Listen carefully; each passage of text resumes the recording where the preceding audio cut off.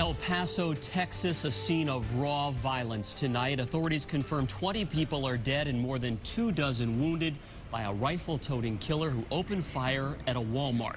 Police believe they have the sole gunman in custody. He's a 21-year-old man, and police are now reviewing a manifesto he may have written indicating this was likely a hate crime. Good evening, everyone. I'm Ken McLeod. And I'm Katie Brace. The shooting happened at a time when the store was packed with back-to-school shoppers. And the ages of the wounded range from just 4 months to 82 years old. WBZ's Tashanea Whitlow is live in the Satellite Center tonight with the latest on this story. Tashanea? Ken and Katie, authorities are now considering this a domestic terrorism investigation as they continue to search for evidence.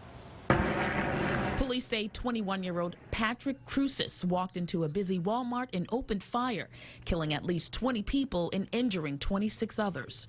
These surveillance photos show Cruces entering the store armed and wearing ear protectors as he allegedly opened fire on innocent shoppers. The Walmart was at capacity when the shootings occurred. Police say it took them 6 minutes to respond to the scene. Authorities arrested Cruces a short time later. The person that was taken into custody was taken into custody without incident, and no law enforcement personnel fired their weapons. Police are investigating a manifesto apparently written by the suspect, who denounces the increasing Hispanic population of Texas as one of the reasons for his actions. The social media outlets should report that to the authorities. WBZ security analyst Ed Davis says lawmakers, the NRA, mental health and privacy advocates need to sit down. And if they all came together and talked rationally about this problem, put reasonable restrictions in place like we have in Massachusetts, and then finally the mental health people have to come to the table and allow us to see the people who are suffering from this disease so that we can make rational decisions about who should have a firearm and who shouldn't. Meanwhile, as the scene was unfolding earlier, authorities placed the shopping complex on lockdown. Video from behind a closed gate shows police quickly moving through the mall. People just started bolting straight into the store in order to get to cover. Employees and shoppers caught off guard by the violence. And I wasn't really paying attention, but I heard do, do, do, and then it went do, do, do, do. This latest act of violence marks the 250th mass shooting so far this year, surpassing the number of days in the year. Surpassing the number of days this year.